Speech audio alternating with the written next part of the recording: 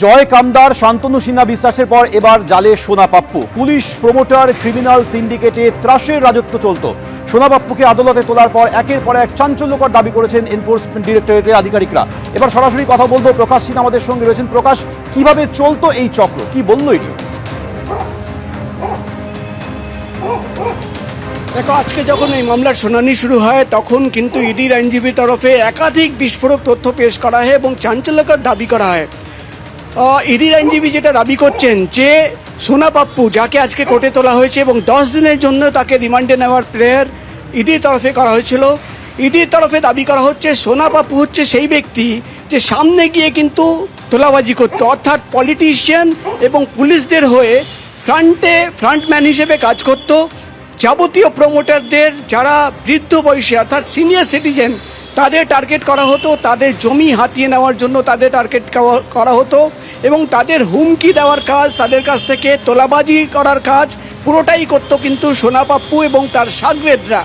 এবং যেটা ইডির তরফে দাবি করা হয় যে জয় কামদারের সঙ্গে এবং শান্তনু সিনহা বিশ্বাস, এদের সঙ্গে একটা নেক্সাস ছিল সোনা পাপ্পুর, এবং সোনা পাপ্পু তাদের জন্যই কাজ করত। অর্থাৎ একটা সিন্ডিকেট যেখানে পলিটিশিয়ানরা রয়েছে, একটা সিন্ডিকেট যেখানে পুলিশ রয়েছে, একটা সিন্ডিকেট যেখানে সোনা পাপ্পুর মতন ক্রিমিনালরা রয়েছে, সেই সিন্ডিকেট কাজ করছে।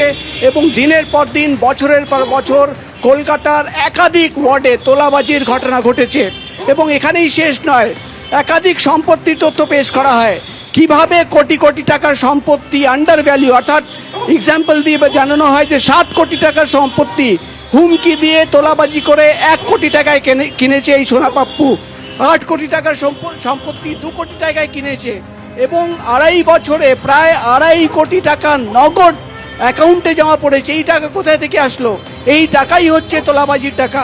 এবং যেটা ইডির তরফে চাঞ্চল্যকর দাবি করা হচ্ছে যে সোনা পাপ্পুর বাড়ি থেকে যে আগ্নেয়াস্ত্র তারা বাজেয়াপ্ত করেছিলেন, যার কোনো ডকুমেন্ট দেখাতে পারেনি সোনা পাপ্পুর স্ত্রী, সেই আগ্নেয়াস্ত্র কেনা হয়েছিল জয় কামদারের সংস্থা থেকে। এবং সেই আগ্নেয়াস্ত্র কেনার মাত্র 15 দিনের মধ্যেই কিন্তু কাকলিয়ায় যে ঘটনা ঘটেছিল সেই ঘটনা ঘটে। অর্থাৎ একাধিক তথ্য রয়েছে যেটা সামনে রেখে ইডি আধিকারিকরা জিজ্ঞাসাবাদ করতে চান সোনা পাপ্পুকে। 10 দিনের জন্য কাস্টাডিতে নেওয়ার আবেদন আর কিছুক্ষণের মধ্যেই জানা যাবে, যেহেতু এই অর্ডার রিজার্ভ রয়েছে, যে সোনা পাপ্পুর আজকে কোর্টের নির্দেশ কি আসলো।